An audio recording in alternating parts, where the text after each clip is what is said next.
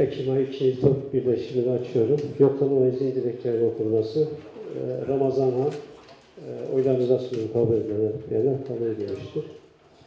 Geçen birleşim özetinin okutulup oylanması diyor. Zaten onlar var orada. Gider bütçesine Çevre Koruma Kontrol Müdürlüğü'nün 03.01.09.01 kodundaki diğer mal ve hizmet alımlarında 03.02.03.90 kodundaki diğer enerji alımlarına Oylarınıza sunuyorum. Kabul edilenler kabul edilmiştir. Teşekkür ederim. Mahalle İdareler Bütçe ve Muhasebe Yönetmeliği'nin 37. maddesine istinaden oy birliğiyle karar verilmiştir. Belediye Meclisi'nin onayına arz olsun.